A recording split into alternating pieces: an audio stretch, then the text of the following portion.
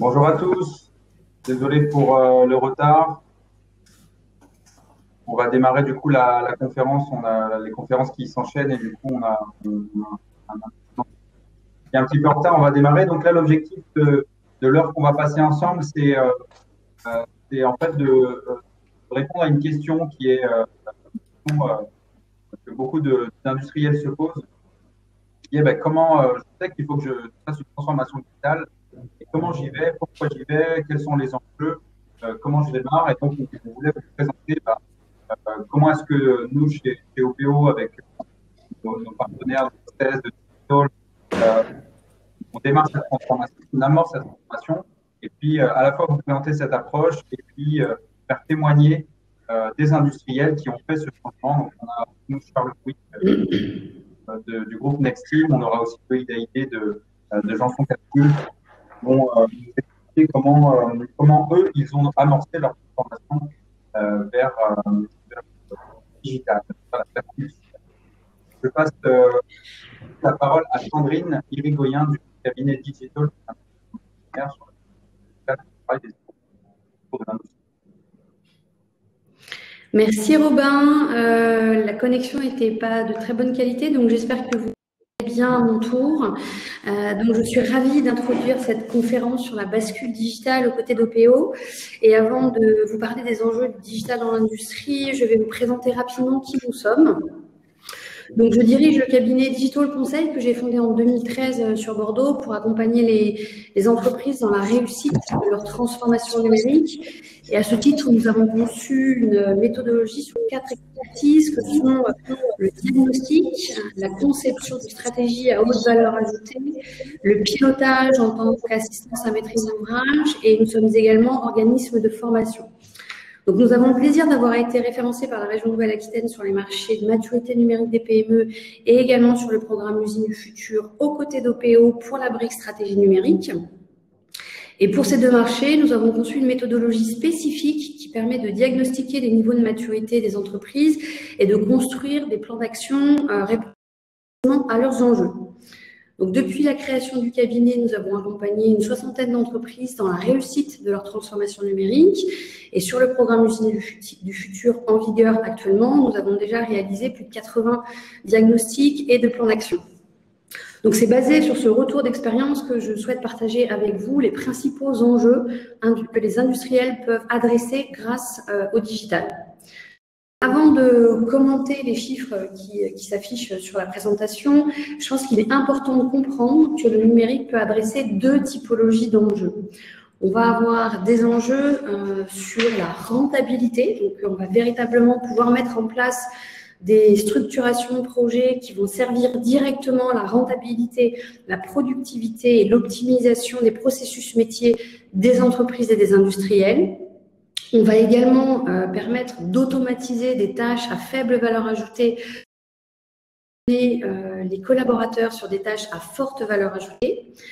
On va pouvoir mettre en œuvre la sécurisation du socle technologique des entreprises pour accompagner leur scalabilité. Donc, très souvent, en fait, quand on accompagne les entreprises, elles ont une dette technique qui ne leur permet pas, en fait, de se développer. Grâce à des plans de transformation numérique, on va pouvoir rendre beaucoup plus robuste un socle technologique. On va travailler sur l'interconnexion des systèmes d'information et OPO vous en parlera évidemment plus précisément tout à l'heure pour permettre à la donnée de circuler dans l'ensemble du système d'information et ainsi limiter les ressaisies et les risques d'erreur. On va travailler sur l'accès, la gestion, la sécurisation de la donnée, mesurer la performance et mettre en œuvre des reportings d'activités qui vont être des outils d'aide à la décision pour la direction générale et enfin permettre le travail collaboratif à distance et en présentiel pour travailler de façon transverse. Donc tous ces projets-là, toutes ces typologies de projets-là vont contribuer directement à l'optimisation de la rentabilité des entreprises. Et ensuite, on a un deuxième axe, une deuxième typologie d'enjeux qui vont être le développement de l'activité et l'augmentation des revenus de l'entreprise. Et là aussi, on va avoir des actions, des projets spécifiques qui vont venir irriguer ce développement d'activité. On va pouvoir travailler sur l'offre, réfléchir avec l'entreprise sur l'évolution de sa proposition de valeur, voir comment l'innovation digitale va permettre de faire évoluer, comment on va pouvoir se différencier de ses concurrents et faire face justement à des marchés où la concurrence est de plus en plus serrée. On va également, grâce au digital, faire évoluer son positionnement dans la chaîne de valeur. Alors, ce n'est pas sur tous les marchés pour toutes les entreprises, mais pour certaines entreprises, on va pouvoir désintermédier ou intermédier sa posture dans la chaîne de valeur. Et enfin, on va améliorer la relation avec ses clients. Donc, en travaillant sur le marketing, sur la communication, sur l'ensemble de la relation client et du marketing relationnel, et optimiser la satisfaction client pour travailler sur la fidélisation. Voilà les deux grandes typologies de leviers que vous allez pouvoir adresser grâce au digital. Si on regarde les chiffres qui sont affichés, on va pouvoir espérer atteindre des gains de productivité ou des gains de rentabilité de plus ou moins 20 à 30% sur les premières typologies d'enjeux en fonction du degré de maturité numérique et du degré d'implication de la stratégie numérique dans l'entreprise. Et si on s'adresse plus précisément sur des objectifs d'augmentation de revenus, on va pouvoir viser des gains de revenus entre 10 et 15% sur des échéances de 18 à 24 mois en moyenne. Ça, c'est ce que nous avons en tout cas observé de notre côté. Mais pour atteindre ces objectifs,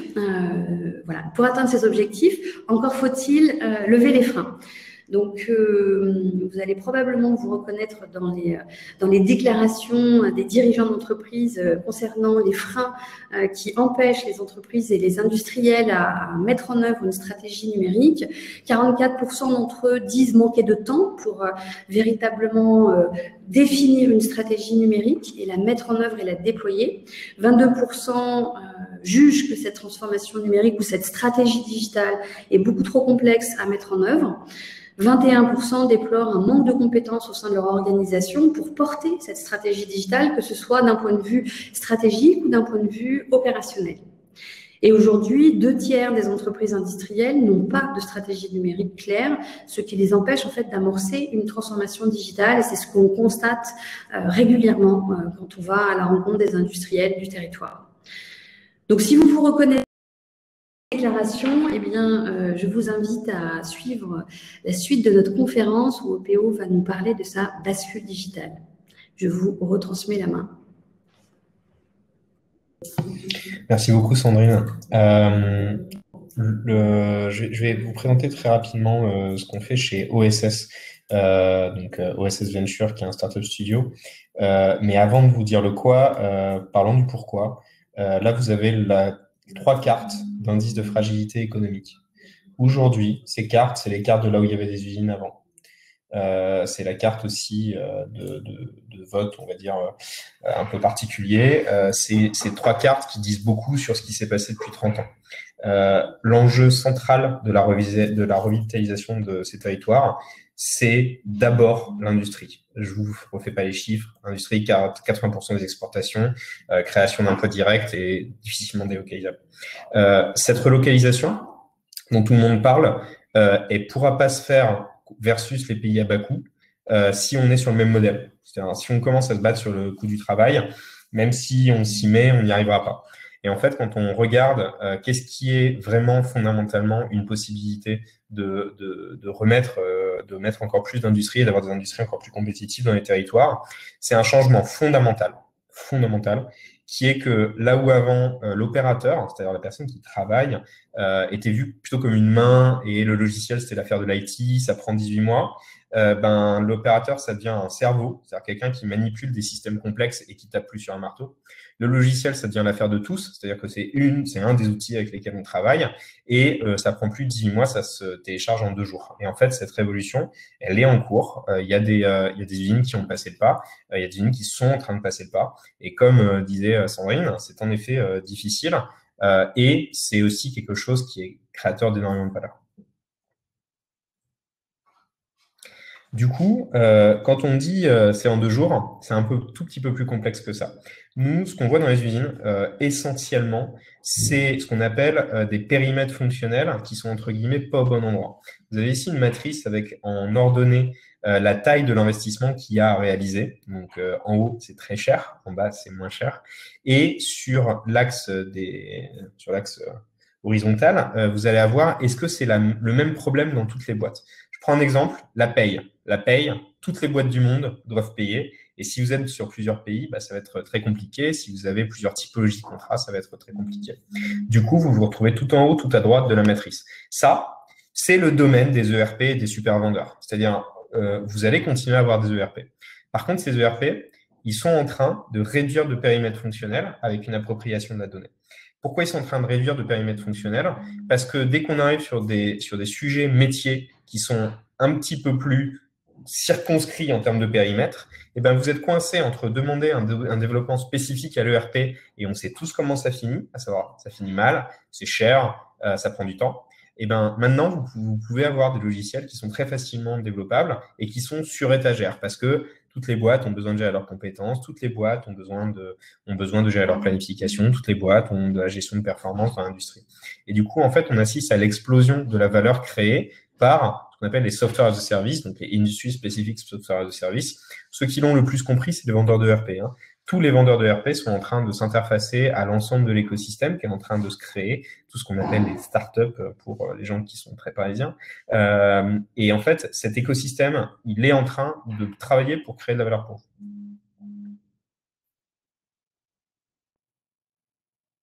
Du coup, sur qui on est, je vais laisser peut-être David parler d'OPO. On est un cabinet qui est spécialisé dans la mutation des industriels. Donc, on accompagne et les industriels dans leur changement et les institutionnels parce qu'on a la conviction que c'est des écosystèmes qu'on essaie de recréer en France pour pas que l'industriel soit tout seul à se battre, mais qu'il y ait tout un écosystème qui l'appuie pour créer de la valeur et rester en France et dans les territoires. Tout à fait. Et donc, on a co-créé avec OPO OSS Venture il y a un peu plus de 2 ans. Donc, OSS Venture, c'est un startup studio. Donc, ça veut dire qu'on crée des startups sur fonds propres. Donc, on dépense de l'argent pour créer des startups. Et c'est des startups qui sont uniquement spécialisées dans le fait d'aider les usines. Donc, on a déjà lancé 8 entreprises pour un total de 70 employés en un peu plus de 2 ans. On est dans 180 usines. Et notre vocation est justement, en fait, d'amener ce monde de la tech qui ne va pas assez dans les territoires et qui ne va pas assez proche des usines, directement dans les usines. Donc, ce qu'on fait, c'est qu'on crée des logiciels pour les femmes et les hommes de l'industrie en lançant des entreprises à leur côté. Cerise sur le râteau, c'est que c'est gratuit. Pourquoi c'est gratuit? Parce qu'en fait, nous, ça nous prend 6 à 9 mois, ça nous coûte 200 ou 300 000 balles, et c'est nous qui payons les codeurs, c'est nous qui payons les designers, on co-construit avec les industriels. Pourquoi est-ce qu'on co-construit? Parce qu'on prend des participations dans la boîte, et une fois qu'on a co-construit avec 3-4 industriels, notre objectif, c'est que ça se vende dans 1000 usines, une fois qu'on a bien fait le boulot de régler le problème. Du coup, en 2 ans, on a créé pas mal de startups que vous voyez ici. Pour faire très vite, Niagara sert à prendre les données de toutes les sources, vos ERP, mais aussi vos machines de contrôle, des trucs comme ça, et de les mettre à au même format, ce qui permet ensuite de les utiliser. Craft, c'est un talkie-walkie connecté qui permet d'écrire dans vos systèmes genre SAP en parlant plutôt qu'en écrivant. Valomat, c'est le bon coin de la barre de titane dans l'aéronautique. Fabric permet de faire du problem solving, donc il y a forcément des gens qui sont experts de Lean dans cette assemblée. Donc c'est le bon tableau blanc avec marqué problème, action, conséquence, délai. Remplacer ça, l'augmenter, permettre que ça soit beaucoup plus efficace et surtout de le lier en permanence aux indicateurs de production. Mercatim, ça permet de gérer, de reconnaître la polyvalence et les habilitations de l'ensemble de vos cols bleus. En fait, les cols bleus, vous avez dans n'importe quelle usine, il y a toujours l'Excel avec en colonne le nom des machines et le nom des postes et en ligne le nom des gens. Et ça remplace fonctionnellement ça et ça l'augmente pour gérer la polyvalence et créer de la formation. Vous avez ensuite Oplit qui remplace votre Excel de 40 mégas qui fait le PDP en dessous du PIC en termes de planification. Et vous avez Camera as a Service qui permet à des gens qui sont opérateurs de mettre eux-mêmes en place de l'intelligence artificielle, plus précisément de la computer vision, c'est-à-dire de la reconnaissance par caméra et par photo de défauts de qualité, par exemple.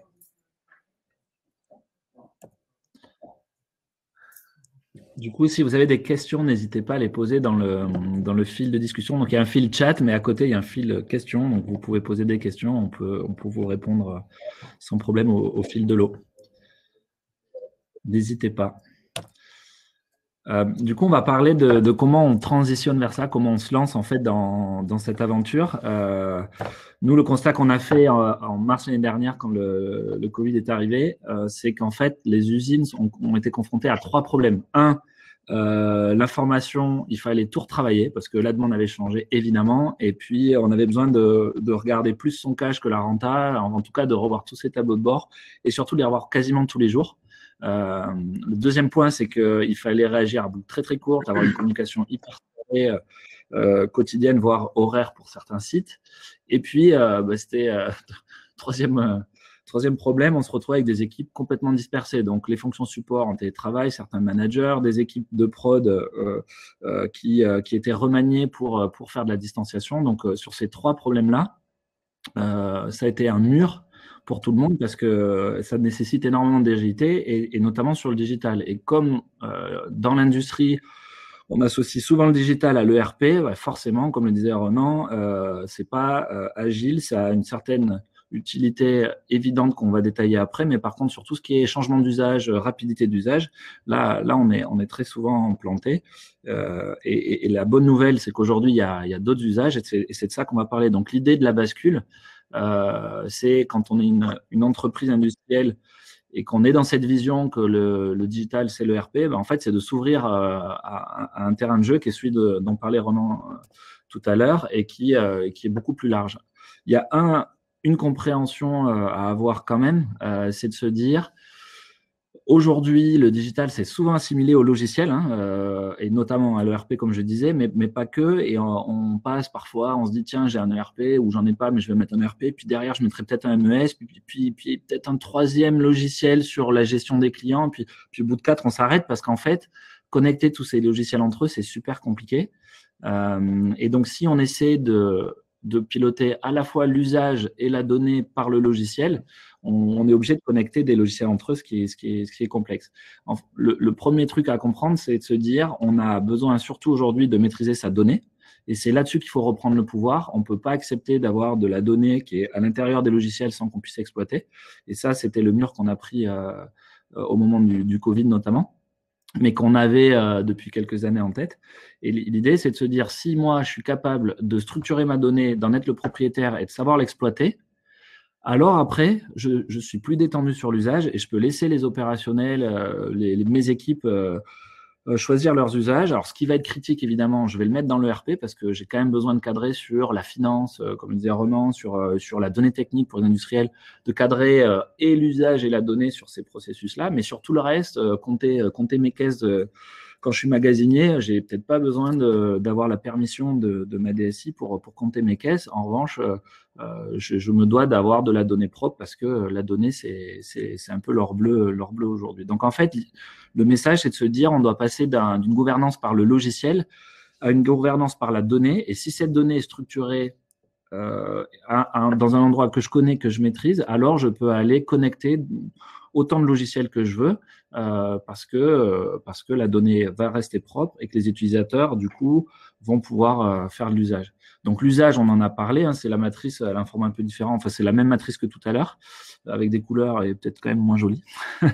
Mais en fait, l'idée, c'est de se dire, comme le disait Ronan, sur la colonne de droite, sur les usages répandus, on a envie, sur tout ce qui est critique, de rester sur ces solutions de super vendeurs type ERP, parce que ça me permet de sécuriser et l'usage et la donnée.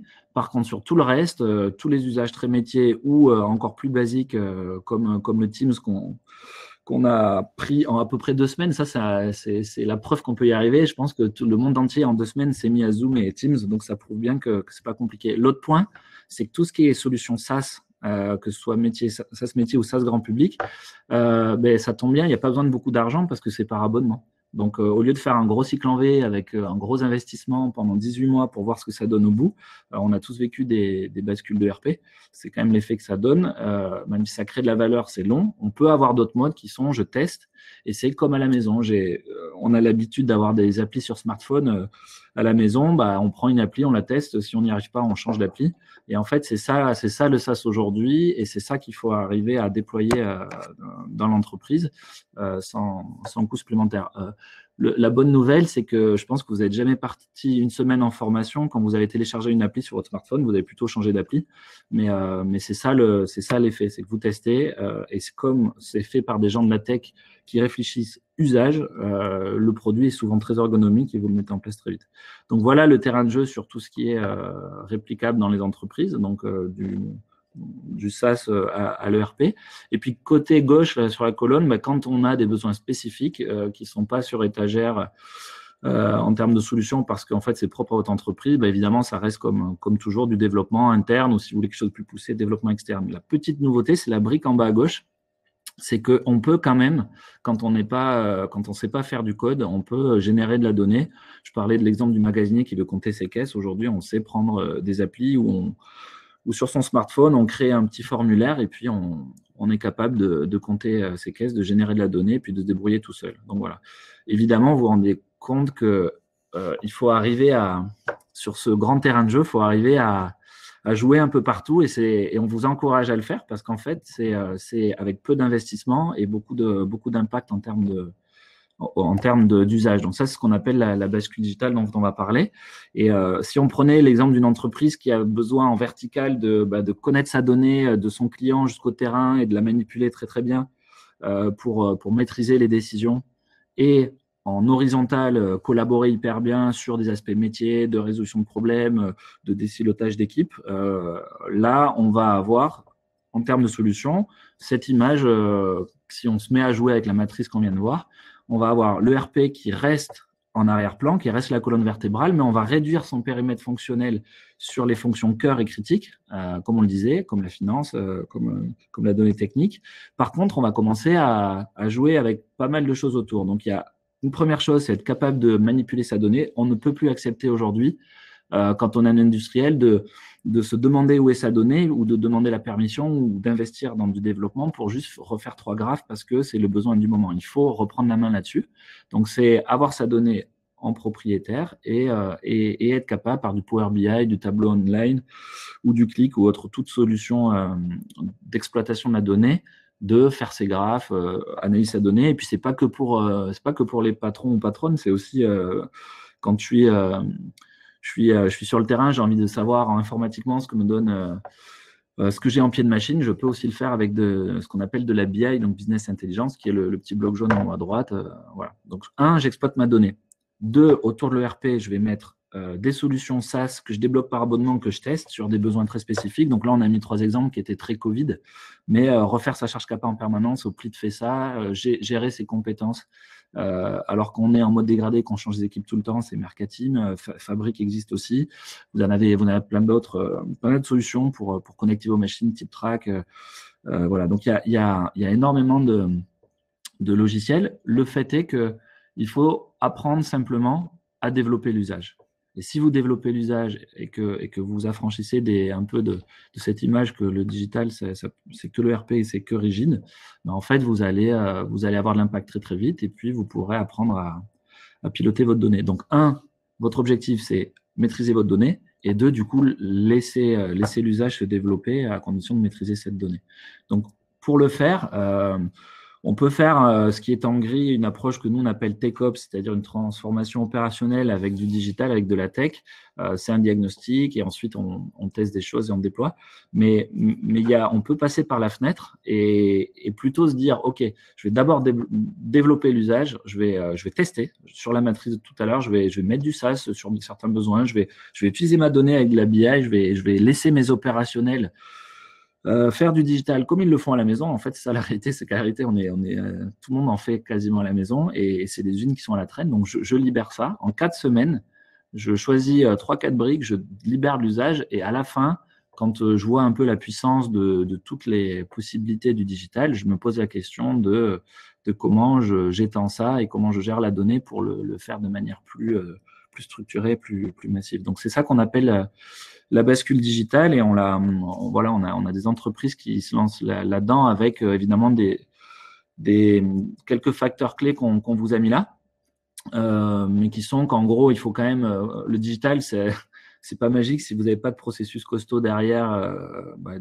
le digital va pas faire le job. Donc, en fait, l'idée, c'est de choisir le digital là où vous pensez que vous allez avoir de l'impact parce que vous allez faciliter un processus ou vous allez le rendre beaucoup plus puissant. Il faut évidemment, sur ces sujets-là, que main dans la main et la direction IT, la DSI, soit OK pour aller vers cette vision qui est la plus moderne et vers laquelle tout le monde est en train de basculer. Et puis des objectifs clairs, des champions sur les processus et puis une capacité à passer à l'échelle quand on est sur du multisite, quoi.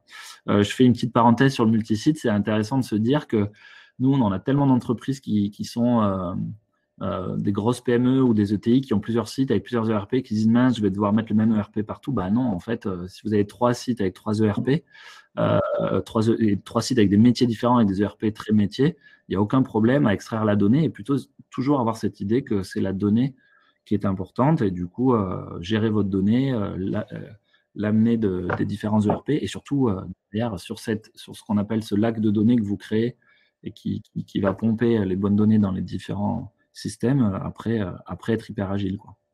Voilà. Donc ça, c'est un peu les principes et c'est un peu ce qu'on appelle la bascule. Et je vais laisser donc 2 entreprises en parler. Loïc, je te laisse la main pour représenter un petit peu la bascule qui a eu lieu chez Janson Capsule à l'usine de Sofacap à Saint-Gaudens en Occitanie. Ouais, bonjour à tout le monde. Désolé pour le retard, mais voilà.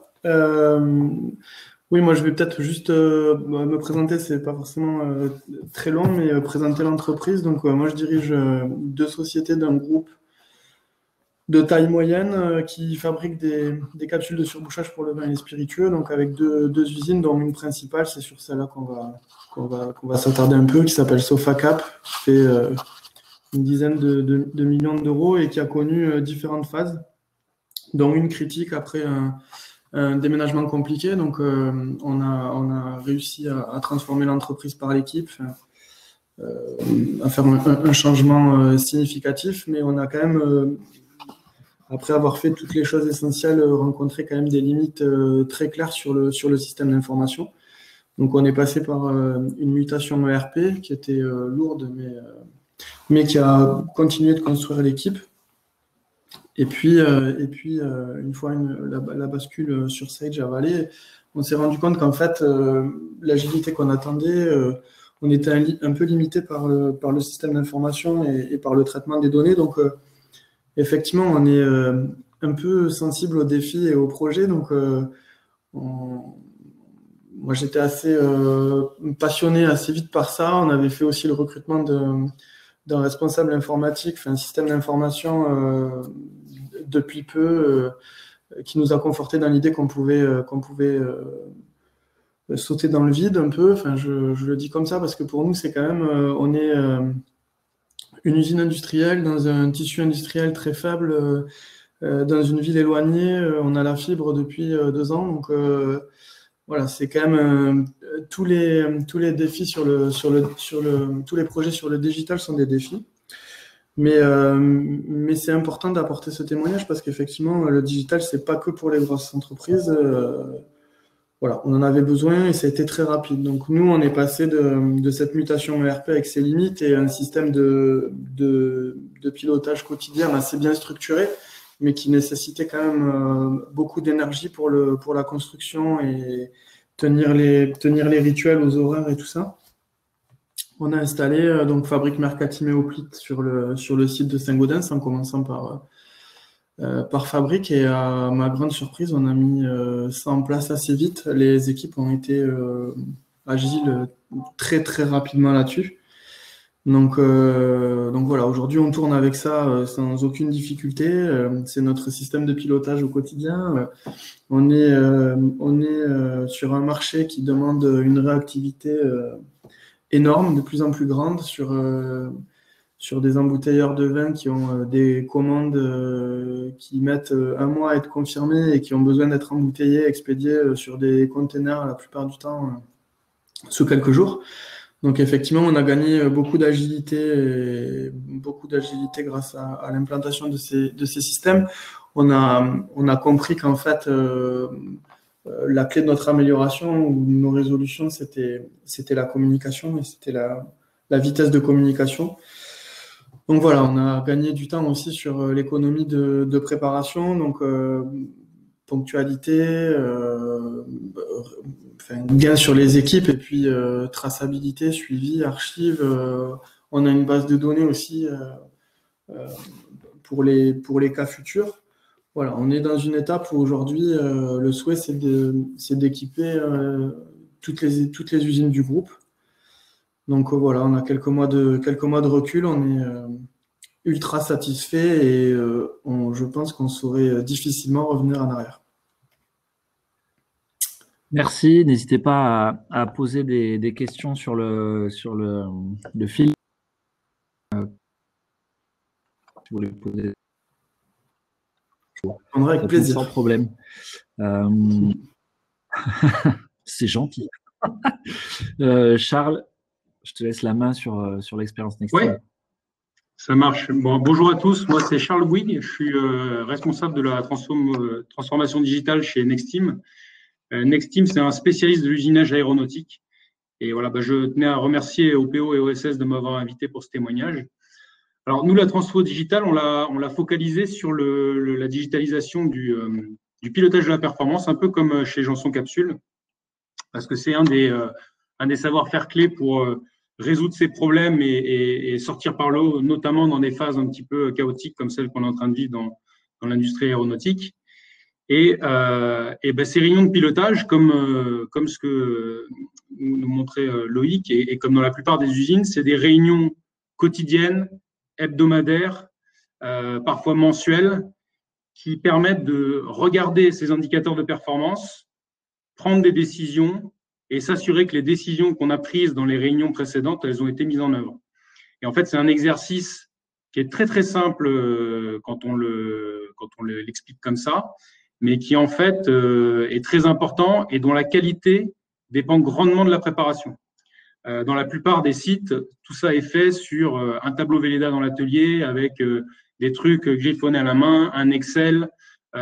Pour les réunions plus qui se passent en salle, des réunions plutôt hebdomadaires, mensuelles de comité de direction, c'est souvent fait avec des présentations PowerPoint qui ont été préparées et qui ont consommé pas mal de temps aux équipes qui les ont préparées. Et en fait, cette préparation, elle est importante parce que si elle est mal faite, on prend des mauvaises décisions ou alors les réunions on se regarde dans le blanc des yeux et on n'a pas les infos pour prendre des décisions. Et comme c'est des réunions répétitives, c'est très consommateur de temps. Donc, il y a une énorme valeur ajoutée à digitaliser ça et à utiliser des solutions. Alors, nous, on a digitalisé complètement nos tableaux de bord. Donc, il n'y a plus de PowerPoint, il n'y a plus de tableau Velleda dans l'atelier. Si on revient sur la page juste avant, en fait, ce que vous avez dans chaque usine, c'est des usines de 200-300 personnes, vous avez des écrans comme celui que vous voyez dans la photo en haut à droite, qui sont des écrans qui ont 1m60 de diagonale et qui, avec 10-15 personnes autour, tout le monde voit bien l'information qu'on partage, voit bien l'indicateur dont on est en train de parler. Et en fait, on vient capturer en temps réel, aux yeux de tous, les actions. On vient balayer le plan d'action et on s'assure que les actions qu'on avait décidées ont été réalisées. Et en fait, tout ça est à jour en temps réel dans tous les comptes, dans les ordis de tous les managers, de tous les techniciens, de tous les participants à la réunion.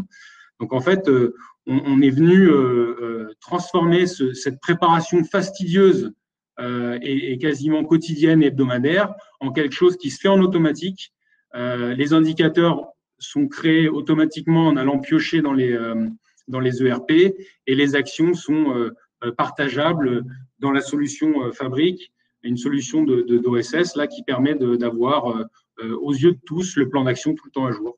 Et donc l'adhésion des équipes en fait elle est très forte parce que globalement on leur donne les outils qu'ils ont en fait chez eux, qu'ils ont l'habitude de découvrir quand ils vont sur l'App Store de leur téléphone et de facilement prendre en main.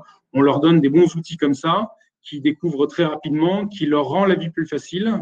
Ça, c'est plutôt côté, on va dire, participant. Et pour les managers, c'est très bien aussi parce que ça permet, une fois qu'on a défini une bonne pratique, de la transversaliser très vite dans un site ou dans un groupe Chez Nexteam, on a commencé la transformation digitale il y a 1 an et demi et on a déjà digitalisé de fond en comble trois sites avec des gains à la clé. Donc voilà, c'est une réussite pour la direction, pour le terrain, et c'était plutôt plaisant et rapide à mettre en œuvre. Merci beaucoup, Charles. Du coup, on va enchaîner avec Robin. Si Robin est là. Robin n'est pas là. Allô, vous m'entendez? Oui, ça y est, t'es là, ouais. Ouais, je sortais de l'invisibilité, mais ça faut être entendu aussi. Alors, ce qu'on voulait vous proposer, c'était un quiz sur la base d'un outil qui s'appelle Mentimeter. Donc là, vous pouvez prendre vos téléphones, ouvrir l'appareil photo et puis scanner le petit QR code qui est à l'écran. Et ça va vous ouvrir une page internet dans laquelle il y a un quiz. Et David, si ça te va, je vais prendre la main sur la présentation. Il faut que je partage l'écran. Vas-y. Je vais faire partager mon écran. Hop là, partager. Donc, normalement, vous voyez mon écran. Oui. OK. Et donc, normalement, vous avez une page avec une première question. Et quelle est pour vous l'activité qui vous paraît la plus critique? Donc, si vous répondez à cette question, on devrait voir en direct.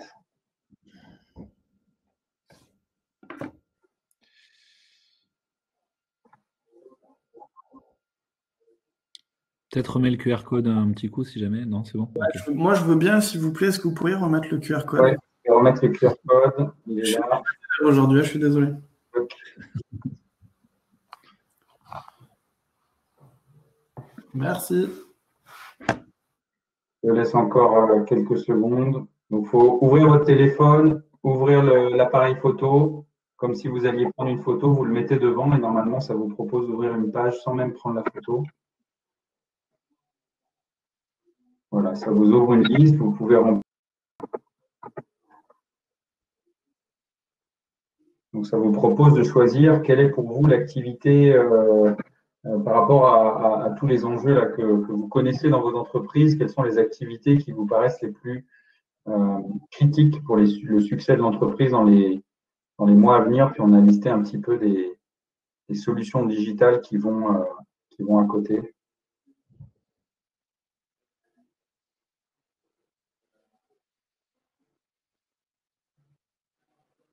Trois personnes qui ont répondu pour l'instant.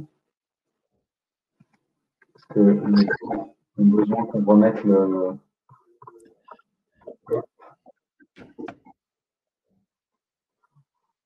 Merci Marc. Vraiment pour avoir mis le code.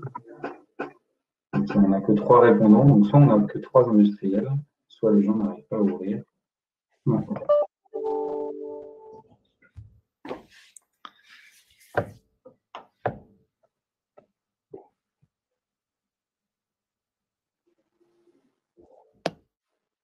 Ok, bah écoutez, on va passer à la question suivante.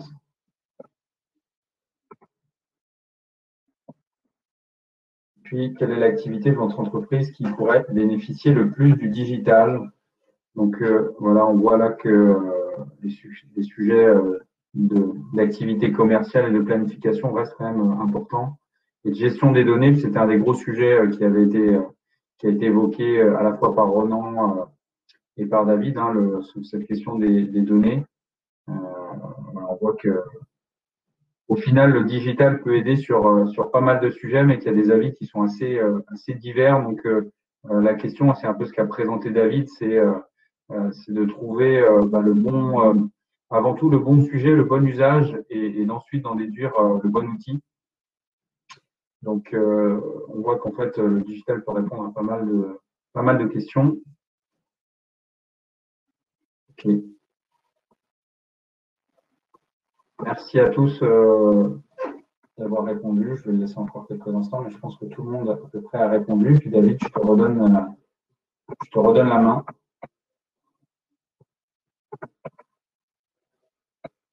Parce que David est là où il s'est.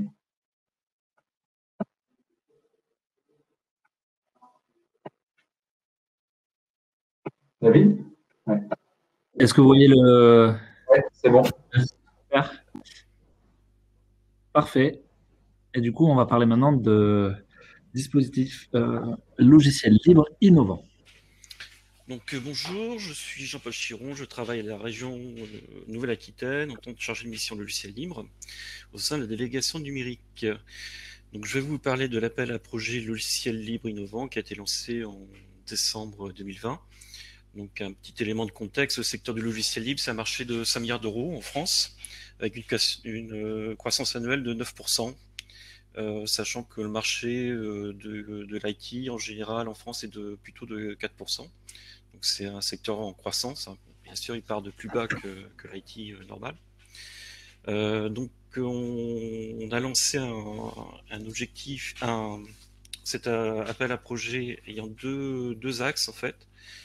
Un premier axe, c'est favoriser l'innovation pour la création de nouveaux services basés sur le logiciel libre, donc de nouveaux logiciels libres qui, notamment à destination de l'industrie, mais pas que, et aussi libérer le patrimoine existant. Donc là, on a pensé plutôt à des ETI qui pouvaient avoir des logiciels métiers qui savaient développer chez eux. Ils pouvaient avoir un intérêt à le partager afin de faciliter la maintenance et d'avoir des outils qui restent au goût du jour et donc de favoriser en fait la réutilisation par éventuellement des concurrents. C'est ce qu'on appelle la coopétition.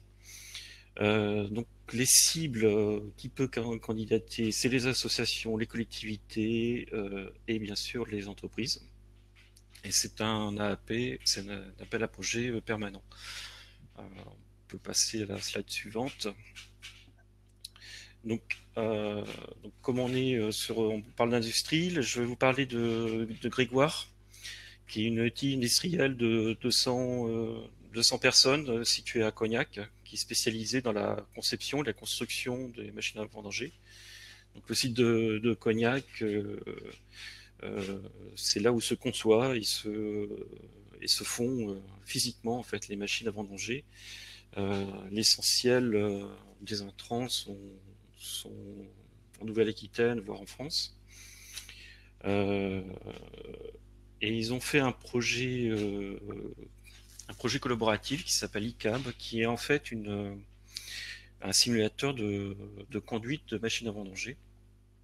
Il y a des enjeux en fait sur l'aspect sécurité, sur l'aspect aussi pouvoir sortir par tous les temps, dans n'importe quelle saison pour faire différents travaux, enfin apprendre aux stagiaires les différents travaux. Et donc c'était un projet collaboratif avec deux studios spécialisés dans le jeu vidéo et une école de conduite spécialisée justement dans la conduite agricole et notamment les machines à vendanger. Donc pourquoi Grégoire a choisi d'utiliser une licence libre pour renforcer son image de marque et faciliter les préétudes pour les futures fonctionnalités. Ça, c'est plutôt l'aspect simulateur de conduite en réalité augmentée qui permet ce genre de choses.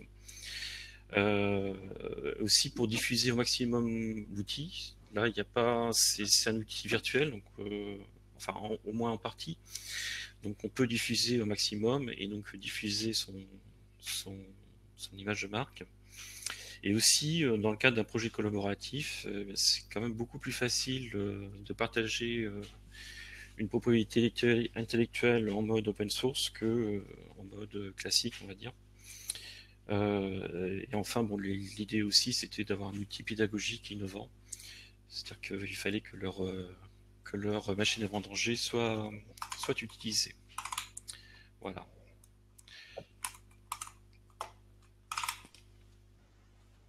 Merci Jean-Paul. N'hésitez pas à poser vos questions sur sur le fil. Tout le monde a envie d'aller à l'apéro, là, je crois.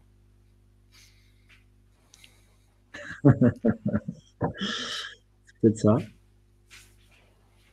Ok, merci à toutes et à tous. On peut encore prendre 1 ou 2 minutes s'il y a des questions. Je ne sais pas si Marc aussi peut dire un petit mot.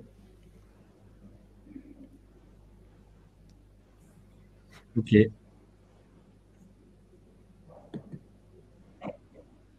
Est-ce que Marc, tu veux dire un petit mot de conclusion ou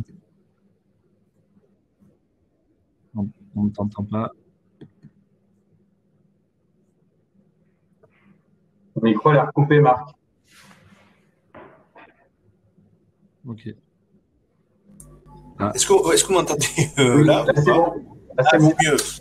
Oula, non, je voulais juste finir sur un point également que j'ai dit précédemment dans une autre table ronde.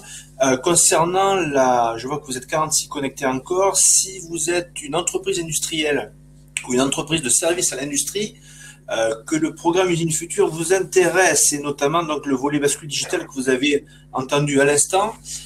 Donc sachez que donc si vous êtes une entreprise industrielle ou de service à l'industrie, si vous êtes entre 10 salariés et 5000 salariés, donc PME ou une ETI, avec un site industriel en Nouvelle-Aquitaine ou plusieurs sites industriels en Nouvelle-Aquitaine, sachez donc qu'on est en ce moment en train de recruter des entreprises. La clôture est fin mars.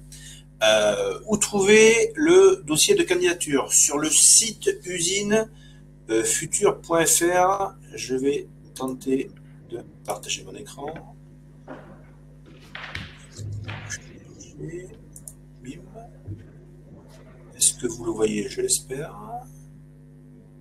Vous voyez le site qui s'affiche là ou pas? Oui.